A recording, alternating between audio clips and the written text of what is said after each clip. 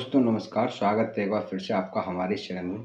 आज हम जो इंडियन पॉलिटी के चैप्टर नंबर 22 है, इंडियन पार्लियामेंट, उसको कवर कर रहे हैं। इसमें जो अब तक मैंने 6 वीडियो बना चुका हूँ इस पे, जिसमें कि हमने organisation of parliament, composition of 2 houses, system of election of Lok Sabha, duration of 2 houses, membership of parliament, presiding officer of parliament and leaders in parliament, sessions of parliament, यहाँ तक जो है वो 6 वीडियो में कवर किया है। तो आज जो वीडियो है वो वीडियो नंबर पॉलिटी पे वीडियो नंबर 7 है, वीडियो नंबर 7।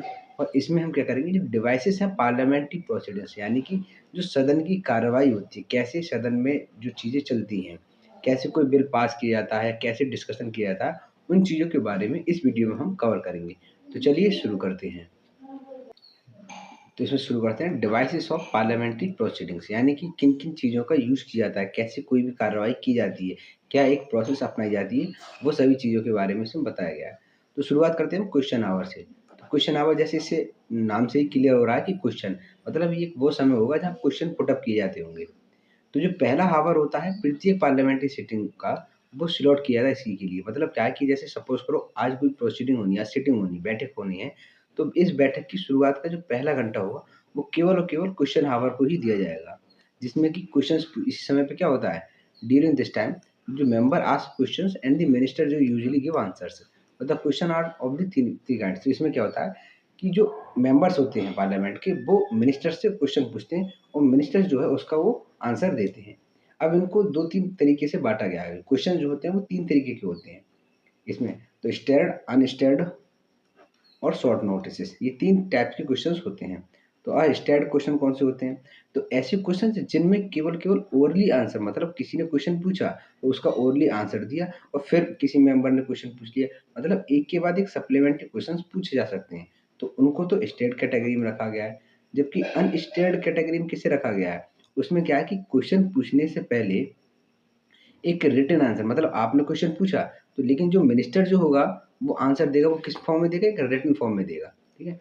रिटन फॉर्म में जब आंसर दिया था तो अनस्टेयर्ड क्वेश्चन होता है। और यहाँ पर दूसरी बात क्या होता है कि supplementary question can not follow, यानी कि ऐसा नहीं है कि जैसे कि स्टेयर्ड क्वेश्चन में क्या है कि एक क्वेश्चन पूछा, किसी मिनिस्टर ने आंसर दिया, उसके बाद फिर से क्वेश्चन पूछ लिया। लेकिन अनस्टेयर्ड क्वेश्चंस में ऐसा नहीं होता कि आपने आंसर पूछा, उसके बाद जो भी मिनिस्टर होगा, मिनिस्टर जिससे भी क्वेश्चन पूछा गया वो रिटन में आंसर देगा। तीसरा है इस शॉर्ट नोटिस क्वेश्चन। अब शॉर्ट नोटिस क्वेश्चन क्या होता है कि ऐसा क्वेश्चन जिसमें कि एक नोटिस देकर क्वेश्चन पूछा जाता है और उसमें जो है वो 10 दिन के अंदर-अंदर उसका आंसर जो जवाब है वो दिया जाता है और ये जो आंसर होता है वो एक ओरली दिया जाता है, तो इसको कहते हैं शॉर्ट नोटिस क्वेश्चन। अब इनके अलावा भी देखें तो in addition to the ministers the question can also be asked to the private members, कि ऐसा नहीं है जो केवल सरकार के किसी पद पर या किसी विभाग को कंट्रोल किए हुए जो मेंबर्स होते हैं यानी मिनिस्टर्स होते हैं उन्हीं से क्वेश्चन पूछे जाते हैं। जो क्वेश्चन है किसी भी एक प्राइवेट मेंबर से भी पूछा जा सकता है।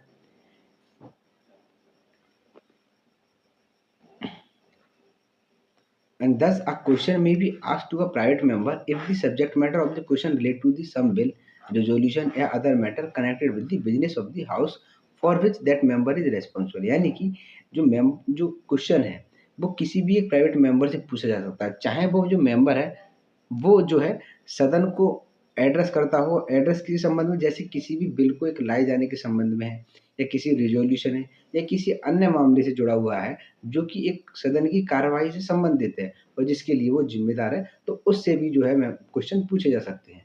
अब इसमें क्या प्रोसीजर अपनाई जाती है? तो इन सभी केसेज़ में वो सेम प्रोसीजर होगी जैसा कि कोई क्वेश्चन मिनिस्टर से पूछा जाता है, तब अपनाई जाती है। तो जो लिस्ट है ऑफ स्टेयर्ड और अनस्टेयर्ड, अब इनमें बताया गया कि जो अभी हमने 3 तरीके के क्वेश्चंस पूछे थे, तो उनको अलग-अलग करने के लिए क्या है कि जो पेपर्स होते हैं ना, उनको कलर कर दिया था। जैसे जो स्टेयर्ड क्वेश्चन होते हैं, मतलब जिसमें आंसर ओरली पूछा जाता है और एक के बाद एक पूछे जाते हैं, तो वो ज़्यादातर किससे होते हैं? ग्रीन पेपर से प्रिंटेड होते हैं। अनसेटेड क्वेश्चन क्या होता है कि जिसमें आंसर रिटन में होता है और एकदम सप्लीमेंट्री क्वेश्चन नहीं पूछे जाते, तो वो व्हाइट कलर से होगा। शॉर्ट नोटिस क्वेश्चन में क्या होता है? वो लाइट पिंक कलर के होते हैं और जब कभी भी क्वेश्चन जो है वो पूछे जाते हैं प्राइवेट मेंबर से, तो वो जो होता है वो येलो कलर के पेपर्स पर मेंशन होते हैं। तो ये इनकी कलर के बेसिस पर भी हमने इसको डिवाइड कर रखा है। नेक्स्ट टॉपिक है ज़ीरो आवर। ये भी इम्पोर्टेंट है और ये जो ज़ीरो आवर है, सबसे मेन बात क्या है कि जो रूल ऑफ प्रोसीजर है, यानी कि जो सदन की कार्रवाई के जो नियम होते हैं, उसमें कहीं भी ये मेंशन नहीं है ज़ीरो आवर। ये क्या है कि इनफॉर्मल डिवाइस है जो कि हमारे पार्लियामेंट के मेंबर्स के द्वारा अपनाई गई है। ठीक है। अब जीरो हावर स्टार्ट कब से होता है और कब तक चलता है? तो जो जीरो हावर है वो स्टार्ट हो जाता है immediately after the question hour and last until the agenda of the day, that is regular business of the house is taken up. इनमें दूसरी बात क्या है कि इसमें देखो, in other words, the time gap between the question hour and the agenda is known as zero hour. It is an Indian innovation in the field of parliamentary procedure and has been in existence since 1962. यही कह रहे हैं कि जैसे अभी हमने देखा था कि आज सपोज करो मंडे है और मंडे को जो सिटिंग स्टार्ट होती है और सिटिंग हमने क्या देखा था पीछे जो उसमें देखा था कि पहले 11 से चलती है 1 बजे तक और फिर 2 से 6 बजे तक। ये दो टाइमों में जो मीटिंग्स जो है पार्लियामेंट की मीटिंग होती है। अब पहले 11 से 12 बजे तक जो 1 घंटा है वो तो हमने किसके लिए अलॉट कर दिया? क्वेश्चन आवर के लिए। तो इसमें क्या है कि क्वेश्चंस पूछे जाते हैं और जो मिनिस्टर्स होते हैं वो जवाब देते हैं। अब 12 के बाद यानी कि 12 के बाद से लेकर 6 बजे तक ये जो पूरा जो टाइम है इसी को कहा गया है जीरो हावर्स। तो पूरे दिन की जो कार्रवाई होती है उस सिटिंग की उसी को जीरो हावर कहा गया है। अब ये इंडिया में कब अपनाया था? इंडिया ने ये 1962 में अपनाया था और तब से लेकर अब तक ये है, ये जो इनोवेशन है इसको कंटिन्यू किया जा रहा है। तो जीरो हावर कुछ नहीं है, पूरे दिन की जो मीटिंग्स होती है क्वेश्चन हावर को छोड़कर वो जीरो हावर कहलाई जाती है। Now comes on the topic motions. अब मोशंस क्या होते हैं? तो no discussion on a matter of general public importance can take place except on a motion made with the consent of the presiding officer. यानी कि यहाँ पर कह रहे हैं कि जैसे अगर कोई भी किसी भी टॉपिक पर डिस्कशन करना है तो वो डिस्कशन कब तक नहीं किया जाएगा? जब तक उस सदन का जो प्रेसाइडिंग ऑफिसर है उससे कंसेंट नहीं ले ली जाती है उस चीज़ पर, तब तक उसको लेकर किसी भी टॉपिक को लेकर डिस्कशन नहीं किया जाएगा। The House expressed its decisions or opinion on various issues through the adoption or rejection of the motion moved by the either minister or the private member. अब यहाँ पर क्या कह रहा है कि जैसे मानो किसी भी चीज़ पर कोई डिस्कशन करना है या कोई भी एक मुद्दा है उस पर डिस्कशन करना है, तो जो सदन का कार्यवाहक अधिकारी है प्रेसाइडिंग ऑफिसर से भाई उनको पता होना चाहिए कि किस चीज़ पर लेकर अब डिस्कशन होगा। तो ये क्यों कह रहे हैं कि अब कोई भी अगर डिस्कशन करना है तो उसको लेकर एक मोशन लेकर आया जाता है। ये मोशन चाहे तो एक मिनिस्टर लेकर आए चाहे कोई भी एक प्राइवेट मेंबर हो वो लेकर आएगा। अब ये सदन के ऊपर है कि उसको रिजेक्ट करना है या एडॉप्ट करना है। अगर सपोज करो उस पर वोटिंग कर देते हैं तो वो रिजेक्ट हो जाएगा, मतलब उस पर और आगे जाके कोई डिस्कशन नहीं होगा। अगर वो एडॉप्ट कर लेते हैं तो उसको आगे चल के उस पर जो है वो डिस्कशन वगैरह किया जाएगा। तो यहाँ पर बताया गया कि the motion move by the members to reach the discussion on various matters fall तीन प्रिंसिपल कैटेगरी। यानी कि जो मोशन चलाया जाता है जिस पर डिस्कशन किया जाएगा वो तीन कैटेगरी में रहता है। पहला होता है सब्सटेंटिव मोशन, दूसरा है सब्स्टिट्यूट मोशन और तीसरा है सब्सिडियरी मोशन। अब तीनों क्या है? अब सब्सटेंटिव मोशंस कौन से होते हैं? तो it is a self contained independent proposals dealing with a very important matter like impeachment of president, removal of chief election commissioner. यानी कि सब्सटेंटिव मोशंस वो मोशंस होते हैं जो अपने आप में स्वतंत्र होते हैं। यानी कि जब उनको ला लेके आया जाता है, जब वो कोई भी प्रपोजल लाया जाता है तो वो क्लियरली स्पष्ट मतलब क्लियरली इस चीज़ को बताता है कि वो किसके संबंध में है। यानी कि दूसरे किसी एक असिस्टेंट की ज़रूरत नहीं रहती है। जैसे और कब लाया जाता है? जब कोई भी बहुत ही इम्पोर्टेंट मैटर हो उसके संबंध में ये प्रपोजल लेकर आते हैं। जैसे प्रेसिडेंट पर इम्पीचमेंट उसे हटाना हो, चीफ इलेक्शन को हटाना हो या नो कॉन्फिडेंस मोशन है, नो कॉन्फिडेंस मोशन अगर इसको लाना हो तो ये जो होता है ये सब किस कैटेगरी में आते हैं? सब्सटेंटिव मोशंस में। दूसरा है सब्स्टिट्यूट मोशन है, ये नाम से पता है कि ये एक मोशन होता है that is moved in substitution of an original motion and proposes एक alternative to it. If it is adopted by the house it supersede the original motion. अब ये क्या है?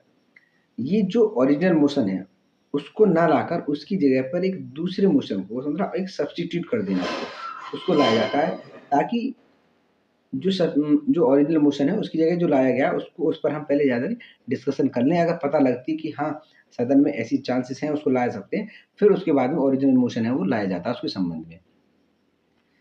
तीसरा है सब्सिडियरी मोशन। सब्सिडियरी मोशन क्या है? It is a motion that by itself has no meaning and can not state the decision of the house without reference to the original motion और proceeding of the house. Subsidiary motion क्या होता है? ये एक ऐसा motion होता है इसका अपने आप में तो कोई मीनिंग नहीं होता है और ना ही ये बताया जाता है कि हाउस के डिसीजंस को क्लियरली बताता है। लेकिन ये एक रेफ़र करता है कि जो ओरिजिनल मोशन है उसकी जगह पर इसको लाया गया है, ठीक है? अब ये भी 3 तरीके के होते हैं। एक होता है एंसिलरी मोशन, दूसरा होता है सुपरसीडिंग मोशन, तीसरा है अमेंडमेंट मोशन। एंसिलरी मोशंस कौन से होते हैं? ये जो रेगुलर बेसिस पे जो भी मोशंस वगैरह लाए जाते हैं उनको कहते हैं हम क्या? Ancillary motion. सुपरसीडिंग मोशंस वो होते हैं कि जिसमें क्या है कि कोई भी एक डिबेट चल रही है, कि it is moved in the course of debate of on another issues and seeks to supersede that issue. यानी कि किसी भी टॉपिक को लेकर या किसी भी इश्यू को लेकर सदन में डिस्कशन हो रहा है, उस पर डिबेट चल रही है, तो उसको सुपरसीड करने की मतलब उसको रोकने के लिए उसकी जगह पर दूसरे टॉपिक को मतलब डिस्कशन करने के लिए ये मोशन लाया जाता है, तो इसी को कहते हैं हम सुपरसीडिंग मोशन। अमेंडमेंट मोशन क्या है? अब कोई भी एक ओरिजिनल मोशन है, उसके किसी भी पार्ट में कोई चेंज करना है, मॉडिफ़ाई करना है या किसी भी चीज़ को सब्स्टिट्यूट करना है ओरिजिनल मोशन की, तब इसको लाया जाता है, तो इसको कहते हैं हम अमेंडमेंट मोशंस। तो ये अभी हमने देखा, तो ये सब्स्टेंटिव मोशंस के 3 पार्ट्स होते हैं। नाउ नेक्स्ट है क्लोज़र मोशंस। क्लोज़र मोशंस कौन से होते हैं? So it is a motion moved by a member to cut short the debate on the matter before the House. If the motion is approved by the House, debate is stopped forthwith and the matter is put to vote. There are 4 kind of closure motion. Closure motions का मतलब क्या है कि ये एक member के द्वारा लाया जाता है कि किसी भी मामले पर किसी भी मैटर पर जो डिबेट चल रही है उसको कट करने के लिए कि हाँ अब बहुत ज़्यादा डिबेट हो गई, अब इसको कम किया जाए और इस पर आगे की जो कार्रवाई है वो इस मोशंस पर एक्शंस जो है वो ली जाए। अगर ये मोशन क्लोजर मोशन एडॉप्ट कर लिया जाता है, अप्रूव कर दिया जाता है, तो डिबेट जो है तो उसको रोक दिया जाता है और ये जो मोशन लाया गया है उस पर जो है वो आगे वोटिंग वगैरह उस पर चालू कर दी जाती है। तो जो क्लोजर मोशन मोशंस कितने 4 तरीके का होता है। एक तो है सिंपल क्लोजर। सिंपल क्लोजर में क्या होता है कि it is one when a member move that the matter having been sufficiently discussed be now put to vote. यानी कि किसी भी मैटर पर पूर्ण डिस्कशन कर लिया गया है कि हाँ अब इस पर जो भी इसके क्लॉज़ेस थे, सब क्लॉज़ेस हैं, सब पर अच्छे तरीके से डिस्कशन कर लिया गया है। अब इसको आगे चल के इस पर वोटिंग की जाए। तो ये होता है सिंपल क्लोजर। दूसरा है क्लोजर बाय कंपार्टमेंट्स। अब इसमें क्या है कि एक हमारा कोई भी एक रिज़ॉल्यूशन है या कोई भी एक बिल है, उसको छोटे-छोटे पार्ट्स में बाँटा जाता है। मतलब are grouped into the parts before the comes मतलब डिबेट होने से पहले उस बिल को छोटे-छोटे पार्ट्स में बाँटा है और फिर क्या होता है जब डिबेट की जाती है तो उसके जो पार्ट्स हैं, उन पर डिबेट की जाती है और ऐसा माना जाता है कि हम जो है वो उस पूरे बिल पर ही डिबेट कर रहे हैं और उसकी जो इम्पोर्टेंट पार्ट्स हैं उन पर डिबेट करने के बाद पूरे ही बिल पर जो है वो क्या वोटिंग वगैरह कर दी जाती है। तो इसे कहते हैं क्लोज़र बाय कंपार्टमेंट्स। नेक्स्ट है कंगारू क्लोजर। कंगारू क्लोजर में क्या है? Under this type only important clauses are taken up for debate and voting and the intervening clauses are skipped over and taken as a pass. Kangaroo closure में क्या है कि जो भी important parts होते हैं, इंपॉर्टेंट क्लॉसेस होते हैं किसी भी बिल के, उस पर डिबेट होती है और फिर उसी पर वोटिंग हो जाती है और ये माना जाता है कि बकाया जो पार्ट जो रहेगा उसे छोड़कर ये माना जाता है कि हाँ वो सब पर उस पर डिस्कशन हो गया है और उसको पास कर दिया गया है। चौथा है guillotine closure. It is one when the undiscussed clause of a bill or a resolution are also put to vote along with the discussed one due to the want of time। इसका मतलब क्या है कि suppose करो किसी भी एक कोई भी एक रिजोल्यूशन लाया जा रहा है, ठीक है। उस रिजोल्यूशन को ये पता लगे कि इसको 4 घंटे दिए गए हैं, इस पर 4 घंटे में डिस्कशन होगा, डिस्कशन के बाद जो भी ओपिनियंस होंगे सदन के वो बताए जाएंगे। तो अगर ऐसा पता लगता है और 4 घंटे से किसी बिल पर ज़्यादा हो जाता है उसके डिस्कशन को लेकर, तब और तब ये भी रहता है कि उसकी जो भी अनडिस्कस्ड क्लॉसेस हैं वो उन पर अभी मतलब काफ़ी एक ऐसा पार्ट रह गया है जिस पर अभी डिस्कशन होने को बाकी है। लेकिन समय की जो शॉर्टेज की वजह से उन सभी पर भी क्या है कि बिना डिस्कशन के ऊपर वोटिंग वगैरह कर दी जाती है। तो इसको माना जाता है कि ये ग्लूटिन क्लोजर है। नेक्स्ट है प्रिविलेज मोशंस। प्रिविलेज मोशंस, अब प्रिविलेज मोशन क्या है? तो प्रिविलेज देखो किससे दिए जाते हैं? जो भी मिनिस्टर्स होते हैं, मिनिस्टर्स हैं या जो मेंबर्स हैं इनकी क्या है कि पार्लियामेंट में कुछ प्रिविलेज दिए गए हैं। तो it is concerned with the breach of the parliamentary privilege by the ministers. It is moved by a member when he feels that a minister has committed a breach of privilege of the house or one or more of its members with holding facts of a case or by giving wrong or distorted facts. Its purpose is to censure the concerned minister। अब इसमें क्या है? ये जो parliamentary privilege ministers को दिए जाते हैं ये उनके ब्रीच से मतलब अगर कोई भी एक मिनिस्टर उनका उल्लंघन करता है तो उसके अगेंस्ट ये मोशन लाया जाता है। अब ये कैसे उल्लंघन करना है कि जैसे सपोज करो कोई भी एक मेंबर जो पार्लियामेंट का कोई भी एक मेंबर है वो लेकर आता है, और कब लेकर आता है कि जब उसको लगता है कि जो भी एक मिनिस्टर है उसने सदन में जो है वो गलत तथ्य दिए, मतलब फॉल्स एविडेंस वगैरह दिए हैं, फॉल्स जो फैक्ट दिए हैं, जब उन्हें लगता है और वो लगता है कि वो एक मिसलीड कर रहा है, तो उसके अगेंस्ट जो है इस मोशन को लाया जाता है। इसका मेन पर्पस यही है कि जो भी एक मिनिस्टर है उसको बताना कि आप सदन के प्रति कितनी क्या आपकी जिम्मेदारी है और जो गलत आप तथ्य दे रहे हैं वो गलत है।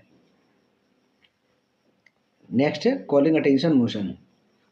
Calling attention motion, so it is introduced in the parliament by a member to call the attention of a minister to a matter of urgent public importance and to seek an authoritative statement for him on that matter। यानी कि कोई भी एक public important बहुत ही urgent matter है उस पर discussion करने के लिए और जो मिनिस्टर्स हैं उनका उस चीज़ पर ध्यान लाने के लिए इस मोशन को लाया जाता है। जैसे कि zero hour, it is also an Indian innovation है in the parliamentary procedure and has been existence since 1954। However, unlike the zero hour, it is not mentioned, it is mention in the rule of procedure. ये कह रहा है कि जैसे ये भी क्या है, ये जो रूल ऑफ प्रोसीजर में मेंशन है और ये कब से एग्जिस्टेंस में 1954 से, और इसका मतलब यही है कि जो मिनिस्टर्स हैं उनको ध्यान लाने के लिए देखो ये एक इंपॉर्टेंट मैटर है, इस पर भी डिस्कशन किया जाए, तो तब मोशन लाया जाता है, उसको कहते हैं कॉलिंग अटेंशन मोशन। नेक्स्ट है एडजॉर्नमेंट मोशन। एडजॉर्नमेंट, और देखो एडजॉर्नमेंट हमने पहले ही पढ़ा था जब जो सेशंस पढ़े थे पार्लियामेंट के, तो उसमें देखो एडजर्नमेंट एडजर्नमेंट सेंडाई जो है प्रोरोगेशन समन्स पढ़ा था, तो ये उसी से संबंधित है। It is introduce in the parliament to draw attention of the house to a definite matter of urgent public importance and need the support of 50 members to be admitted. यानी कि ये किसी भी एक पब्लिक इंपॉर्टेंस मैटर पर लाया जाता है और ये इतना पावरफुल होता है कि इसको लाने के लिए कम से कम जो भी मेंबर लेकर आ रहा है उसको 50 लोगों का सपोर्ट होना जरूरी है, तभी इसको आगे एडमिट किया जाएगा, अन्यथा नहीं।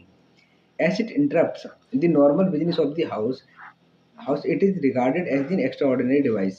It involves an element of the censure against the government and has the Rajya Sabha is not permitted to make use of this device. The discussion of an adjournment motion should not less than 2 hours and 30 minutes। अब ये क्या है कि ये जब लाया जाता है और इसके लिए 50 मेंबर्स का सपोर्ट होता है तो जो सदन की कार्रवाई है उसको पूरी तरीके से क्या डिस्टॉर्ट कर देता है। दूसरी बात, ये गवर्नमेंट के जो विश्वास है उसकी ये एक अगेंस्ट रहता है कि यदि जो भी अगर कोई एक इम्पोर्टेंट मैटर है तभी तो 3 लोगों ने उसको सपोर्ट किया है, तभी उसको गवर्नमेंट के अगेंस्ट लाया गया है।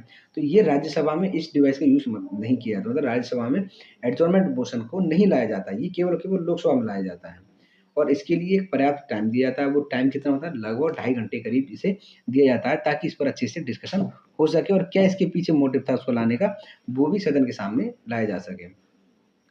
The right to move a motion for an adjournment of the business of the house is subject on the following restriction. अब ये बता रहे हैं कि ऐसा नहीं है कि हर किसी को राइट तो राइट है, लेकिन उसके साथ में कुछ रेस्ट्रिक्शंस भी दी गई है मोशन के संबंध में। क्या है कि it should raise a matter which is definitive factual urgent and public importance. तो पहली क्या है कि अगर कोई भी मोशन लाया जा रहा है, एडजॉर्नमेंट जो लाया जा रहा है, कि एडजॉर्नमेंट लाने से सदन की जो कार्रवाई होती है वो बिल्कुल ही ठप हो जाती है, तो उसके बारे में बताया कि या पहली बात अगर कोई लाया जाएगा तो वो किसी भी डेफिनेट किसी भी चीज़ से जुड़ा हुआ हो, फैक्ट हो और बहुत ही अर्जेंट हो पब्लिक इंपॉर्टेंस के संबंध में, तभी ये क्वेश्चन जो है वो रेस किया जा सकता है एडजॉर्नमेंट मोशन के द्वारा। दूसरा है it should not cover more than one matter, यानी कि इसको एक बार में एक मैटर के लिए ही लाया जाएगा, एक से ज़्यादा मैटर इसमें कवर नहीं किए जाएंगे। दूसरा है it should be restricted to a specific matter of recent occurrence and should not be framed in general terms. कि ये बता रहे हैं कि जो भी घटनाएं हैं उनके बारे में स्पेसिफिकली ये मैटर को सही से बताएगा। चौथा है it should not raise a question of privilege, यानी कि जो मिनिस्टर्स को प्रिविलेज दिए गए उससे उनके उस पर कोई क्वेश्चन पुटअप ये नहीं करेगा। फिफ्थ है it should not revive discussion on a matter that has been discussed in the same session, यानी कि एक सीजन में यदि किसी भी टॉपिक को लेकर पहले ही कोई डिस्कशन हो चुका है तो उसके संबंध में दोबारा से उस पर डिस्कशन नहीं किया जाएगा और ना ही उसके संबंध में कोई एडजॉर्नमेंट मोशन लाया जाएगा। सिक्स्थ है it should not deal with any matter that is under education by the court. दूसरा, कोर्ट के अंदर कोई भी विचाराधीन अगर मामला है उससे संबंधित मोशन जो है वो नहीं लाया जाएगा, यानी कि कोर्ट के बारे में जो भी डिस्कशन पहले भी रेस्ट्रिक्शंस हैं हमारी पार्लियामेंट में, क्या है कि कोर्ट की जो भी प्रोसीडिंग्स चल रही हैं तो न्यायालय से संबंधित उनकी जो भी मैटर है उस पर सदन में डिस्कशन नहीं किया जाएगा। सातवां है it should not raise any question that can be raised on the distinct motion.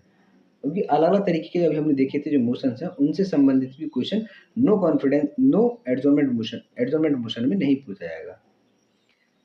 Next है नो कॉन्फिडेंस मोशन, यानी कि विश्वास प्रस्ताव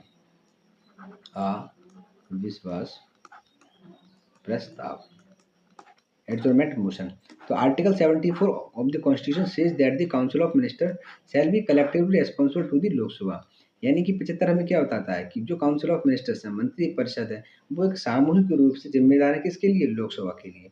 इसका मतलब ये है कि मिनिस्ट्री जो है वो कब तक अपने ऑफिस में रहेंगी, जब तक वो एंजॉय करते हैं confidence in the majority of the Lok Sabha, मतलब लोकसभा में जब तक वो कॉन्फिडेंस को एंजॉय कर रहे हैं तब तक वो अपनी मिनिस्ट्री पर बने रहेंगे। In other words the Lok Sabha can remove the ministry from the office by passing a no confidence motion, यानी कि लोकसभा जब भी चाहें तब जो है वो मिनिस्टर्स को उनके पद से हटा सकते हैं। तो कैसे, नो कॉन्फिडेंस मोशन को पास कर करते हुए, यानी कि ये जो नो कॉन्फिडेंस मोशन है वो बहुत ही एक इम्पॉर्टेंट टूल है सरकार के against. The motion need to the support of 50 member to be admitted, यानी कि नो कॉन्फिडेंस मोशन जब भी लेकर आया जाएगा किसी भी मेंबर के द्वारा तो उसको 50 मेंबर्स के द्वारा सपोर्ट किया जाना जरूरी है।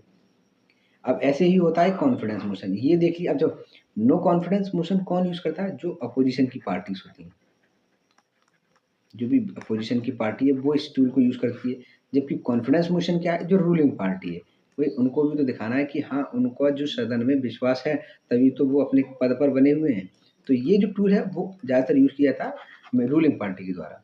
The motion of the confidence has come up as a new procedure device to cope with the emergency situation और a fractured mandate resulting in the hung parliament, minority government, coalition government. ये कह रहा है कि जैसे कि देखा जाता है कि जो गठबंधन की सरकार है या हंग पार्लियामेंट वगैरह होती है, माइनॉरिटी गवर्नमेंट होती है, उनको बचाने के लिए, मतलब उनको ये देखने के लिए कि हाँ इनका पूरा सपोर्ट है या नहीं है, तो ये कॉन्फिडेंस मोशन लाया जाता है सरकारों के द्वारा।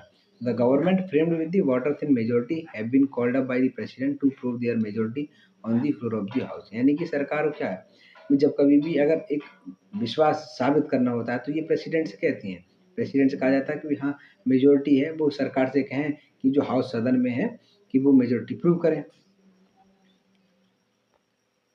तो the government of the day sometimes on its own seek to prove its majority by moving a motion of confidence and winning the confidence of the motion। तब जब उनको लगता है, विपक्षी पार्टी को लगता है, जैसे कि किन केसेस में, हंग पार्लियामेंट है या माइनॉरिटी गवर्नमेंट है, कोalition गवर्नमेंट है, यही ऐसे केस होते हैं जहाँ नाज सरकार जो होती है वो नाजुक होती है। तो ऐसे केसेस में क्या है कि जब अपोजिशन पार्टी उससे कहती है प्रेसिडेंट से कि जो रूलिंग पार्टी है वो सदन में अपनी बहुमत साबित करे, तब ये जो कॉन्फिडेंस मोशन के द्वारा उस चीज़ को प्रूव करते हैं। If the confidence motion is negative it's result into the fall of the government, यानी कि अगर कभी भी जैसे कॉन्फिडेंस मोशन पास नहीं कर पाती तो इसका मतलब क्या है कि सरकार का गिर जाना, सरकार की बहुमत नहीं है, सरकार का जो विश्वास है वो लोकसभा में खो चुकी है। Now come on the next topic, censure motion.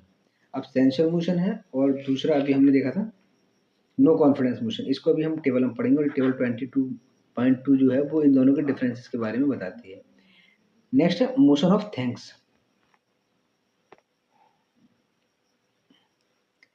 Motion of thanks. The first session after each general election and the first session of every fiscal year is addressed by the president, यानी कि जो पहला session होता है, जैसे कि अभी कोई इलेक्शन हुआ कि 2025 में लोकसभा का इलेक्शन होता है और लोकसभा में इलेक्शन होने के बाद मार्च में पहला सेशन स्टार्ट होता है, ठीक है।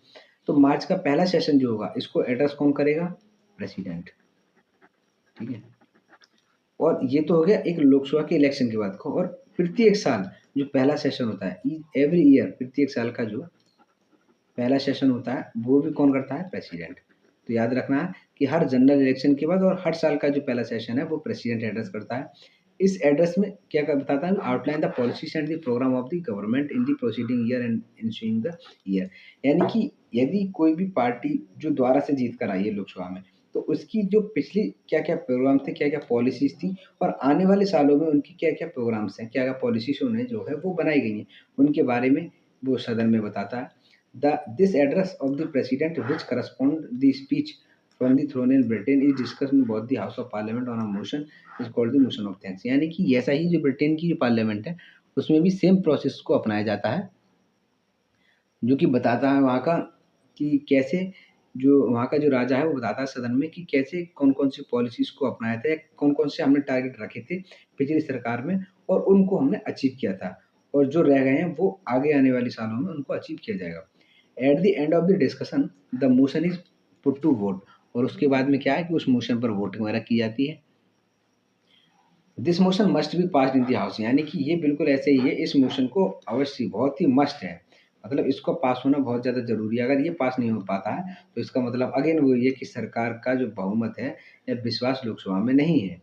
Otherwise, it amounts to the defeat of the government. This inaugural speech of the president is an occasional available to the member of the parliament to raise discussion and debate to examine the critics, government and the administration for its lapse and failure. तो इसका मतलब वही है, ये president बताते हैं कि जो भी सरकार की नाकामियां रही हैं पीछे के जो सालों में, उन पर क्या क्या डिबेट होनी है, और आगे की जो पॉलिसीज है उनके बारे में ये बताते हैं प्रेसिडेंट। नेक्स्ट है no day yet named motion. अब ये एक ऐसा मोशन होता है that has been admitted by the speaker but no date has been fixed for a discussion, यानी कि उस जो एडमिट जो स्पीकर के पास में कोई भी संज्ञान आया, एक या कोई मोशन आया कि जिस पर डिस्कशन किया जाना है, लेकिन स्पीकर उसके लिए कोई भी एक फिक्स डेट जो है वो फिक्स नहीं करते, मतलब कोई भी एक दिन जो है वो फिक्स नहीं करते हैं जिस दिन उस पर डिस्कशन किया जा सके। The speaker after considering the state of business in the house and in consultation with the leader of the house or on the recommendation of the business advisory committee allots a day of part of the discussion। ये इसमें वही बताया गया है कि इसमें क्या है कि आगे चल के फिर स्पीकर क्या है, जो लीडर है हाउस के, उनसे कंसिडरेशन के बाद जो है या बिजनेस एडवाइजरी जो कमेटी है उसकी रिकमेंडेशन पर एक दिन या कोई भी जो समय है उसके लिए निर्धारित करते हैं, फिर उस पर चलकर क्या है डिस्कशन होता है। नेक्स्ट है डायलेटरी मोशंस। डायलेटरी मोशन क्या है? ये डायलेटरी मोशंस, अच्छा ये जो टॉपिक है जो ओल्ड थी, यानी कि जो पुराना एडिशन था लक्ष्मीकांत का उसमें नहीं था, अब जो नया एडिशन आया उसमें इसको ऐड किया गया है डायलेटरी मोशन को। तो it is a motion for the adjournment for the debate of on a bill या motion resolution etcetera or a motion to retired or delay the programme of the business under the consideration of the house. तो इसका मतलब क्या है कि किसी भी मतलब बिल या मोशन पर डिबेट को एडजर्न करना है तब ये मोशन लाया जाता है dilatory motions. It can be move by member at any time, किसी भी समय ये मूव किया जा सकता है after a motion has been made. The debate on a dilatory motion must be restricted to the matter content in this motion. इसमें बताया कि वो ये मोशन जो है वो उसी मोशन से संबंधित होगा जिसको एडजर्न करना है, मतलब जिसकी डिबेट पर रोक करनी है।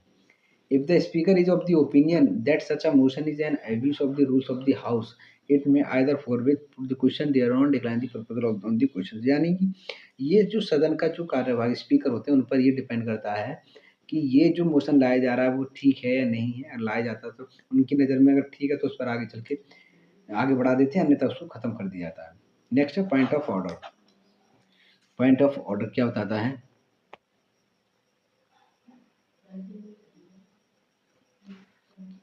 Point of a member can raise a point or order when the proceeding of the house do not follow the normal rule of the procedure। यानी कि कोई भी मेंबर एक पॉइंट कर सकता है, क्वेश्चन उठा सकता है जब सदन की जो कार्रवाई है वो सही तरीके से नहीं चल पा रही है। A point of order should relate for the interpretation या enforcement of the rule of the house or such article of the constitution that regulate the business of the house and should rate a question that is within the cognizance of the speaker। यानी कि हमारे संविधान में जो भी articles हैं, जो भी आर्टिकल सदन की बिजनेस के बारे में बताते हैं उसको रेगुलेट करते हैं उसके बारे में बता सकता है, और स्पीकर से कहता है कि आप इस चीज़ में इस संज्ञान लें कि जो नॉर्मल प्रोसीडिंग चल रही है वो हमारे कॉन्स्टिट्यूशनली उसके अकॉर्डिंग नहीं है। तो it is usually raised by an opposition member in order to control the government. तो ये ज़्यादातर किसके द्वारा यूज़ की जाती है? जो अपोजिशन पार्टी के जो मेंबर्स होते हैं, विपक्षी दल के जो नेता होते हैं, उनके द्वारा इसको यूज़ किया जाता है ताकि सरकार पर वो अपना कंट्रोल कर सकें। नाउ हम नेक्स्ट जो भी हमने देखा था ऊपर सेंसर मोशन और नो कॉन्फिडेंस मोशन, इनमें क्या डिफरेंसेस होते हैं वो इस टेबल में कर देखेंगे। सेंसर मोशन और नो कॉन्फिडेंस मोशन। तो पहला सेंसर मोशन क्या है कि it should state the reason for it adoption in the Lok Sabha, यानी कि लोकसभा में एडॉप्ट करने के लिए उसके पीछे क्या कारण है, ये उस चीज़ को बताता है सेंसर मोशन। जबकि नो कॉन्फिडेंस मोशन को बताने की ज़रूरत नहीं है कि ये अगर लोकसभा में लाया जा रहा है तो उसके पीछे कारण क्या है। तो जब कभी भी नो कॉन्फिडेंस मोशन लाया जाता है तो कोई भी रीज़न देने की ज़रूरत नहीं है। दूसरा है censure motion, it can be moved against an individual minister और अ ग्रुप ऑफ मिनिस्टर और the entire council of the states. यानी कि सेंसर मोशन को किसी भी एक इंडिविजुअल मिनिस्टर के अगेंस्ट लाया जा सकता है एक ग्रुप ऑफ मिनिस्टर्स के और पूरी काउंसिल के अगेंस्ट भी इसे लाया जा सकता है सेंसर मोशन को। जबकि नो कॉन्फिडेंस मोशन क्या, it can be moved against the entire council of ministers only, यानी कि इसको किसी भी एक पर्टिकुलर मिनिस्टर के अगेंस्ट नहीं बल्कि पूरी काउंसिल के खिलाफ जो अगेंस्ट है वो लाया जाता है नो कॉन्फिडेंस मोशन।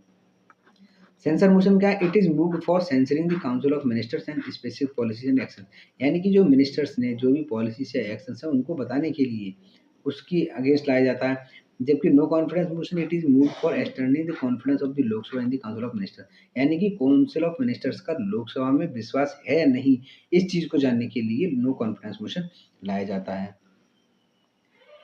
चौथा है it is based in the Lok Sabha the council of ministers need not to resign from the office, यानी कि जब कभी भी सेंसर मोशन अगर लोकसभा में पास भी हो जाता है तो काउंसिल ऑफ मिनिस्टर्स को जरूरत नहीं है कि वो अपनी ऑफिस से रिजाइन करें। लेकिन वहीं अगर नो कॉन्फिडेंस मोशन अगर पास हो जाता है लोकसभा में तो द काउंसिल है must resign from the office, मतलब उनको ऑफिस से अपनी रिजाइन करना ही पड़ता है। नेक्स्ट है हाफ एन आवर डिस्कशन। इसमें it is mean for discussing on a matter of for a sufficient public importance which has been subjected to a lot of debate and the answer to which need elated on the matter of the effect, यानी कि क्या कि इस पर ये पता लग जाती है कि किसी भी टॉपिक पर जो भी डिस्कशन था वो पूरा हो चुका है, अब उस पर डिबेट जो है वो खत्म कर कर आगे बढ़ाया जाए और उस पर जो वोटिंग वगैरह की जाए या उसके जो आंसर्स हैं उनको लिया जाए। तो स्पीकर जो है can allot 3 days in a week for such discussion, there is no formal motion और वोटिंग बिफोर द हाउस, यानी कि इसको लाने के लिए कोई भी मोशंस या फॉर्मल मोशन या वोटिंग की जरूरत नहीं है।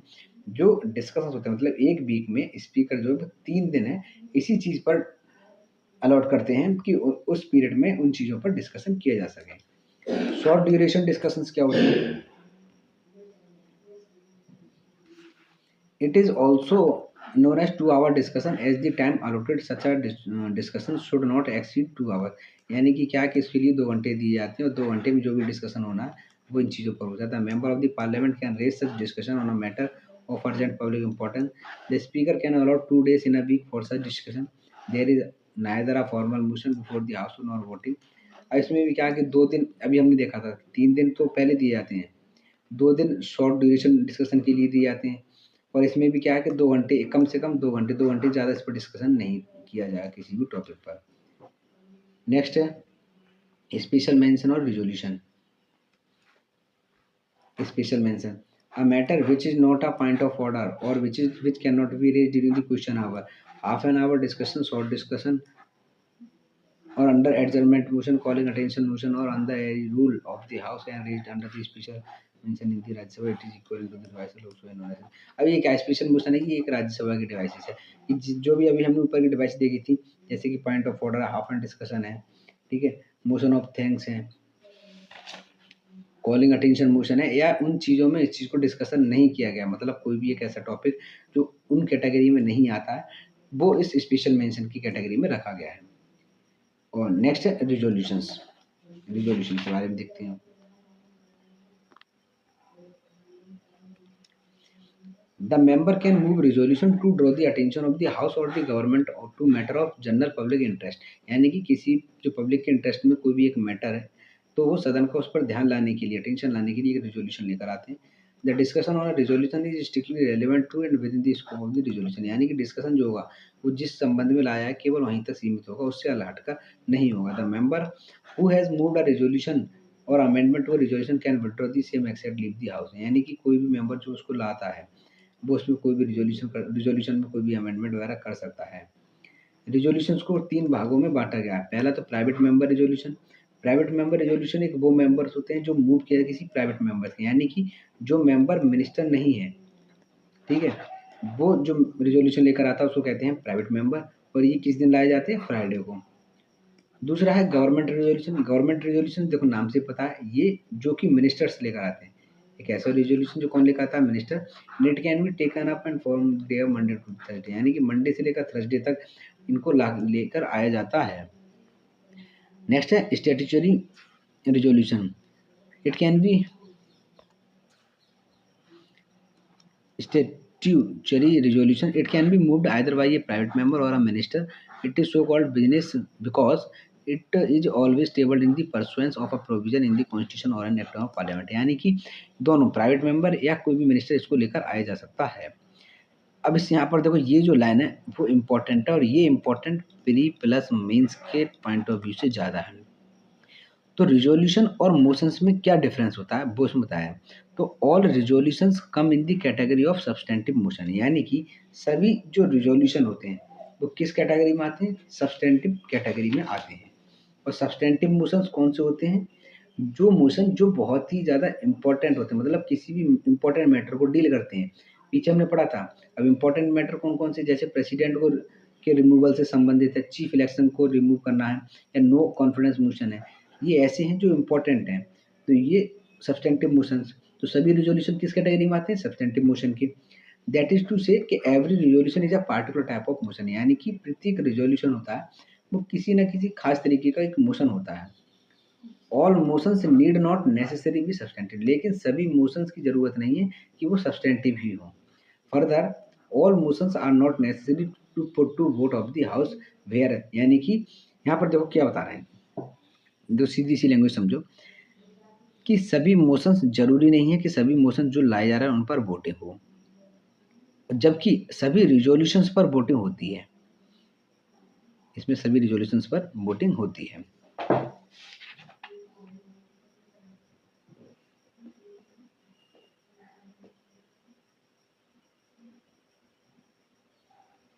नेक्स्ट है यूथ पार्लियामेंट। यूथ पार्लियामेंट का क्या कॉन्सेप्ट है। The scheme of youth parliament was started in the recommendation of the fourth all India whip conference, मतलब चौथी जो ऑल इंडिया विप कॉन्फ्रेंस हुई थी उसी की सिफारिश पर यूथ जो पार्लियामेंट है स्कीम है इसको शुरू किया गया था। इसका जो मेन उद्देश्य है वो क्या है, पहला तो यही है कि to acquaint the younger generation with practices and procedure of the parliament, यानी कि जो पार्लियामेंट की प्रोसेस है, प्रैक्टिस है, उसको जो यंग जनरेशन उसको उसको मतलब क्या परिभाषित करना, उसको मतलब बताना, रूबरू कराना। दूसरा है to imbibe the spirit of the discipline and tolerance cultivating character in the mind of the youth, यानी कि हमारे जो यूथ हैं, यूथ के माइंड में कि जो भी इस मतलब प्रोसीडिंग्स वगैरह की जाती है तो वो कैसे उसमें डिसिप्लिन बरतना है, कैसे टॉलरेंस करना है, मतलब कैसे अपने आप को बर्दाश्त रखना है। कि कोई भी अगर डिस्कशन में, तभी तो टॉपिक पर डिस्कशन किया जा सकता है जब सभी लोग एक जो है वो एक दूसरे के साथ कोऑपरेट करेंगे।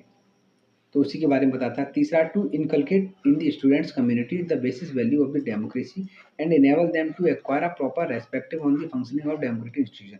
दूसरी बात क्या है कि जो हमारी इंडिया की जो डेमोक्रेसी है वो ओल्डेस्ट डेमोक्रेसी है और अभी और अब तक जो है वो चल रही है। तो इसी के बारे में जो है उनको परिभाषित करना कि कैसे डेमोक्रेसी सर्वाइव कर रही है, जो हमारे यहाँ पे क्या रोल है, कैसे डिसिप्लिन है, क्या टॉलरेंस वगैरह जो सब अपनाई जा रही है, एक दूसरे को कोऑपरेट कराएं, तभी तो ये जो है अब तक चल रही है। तो उसी के बारे में बताया गया है।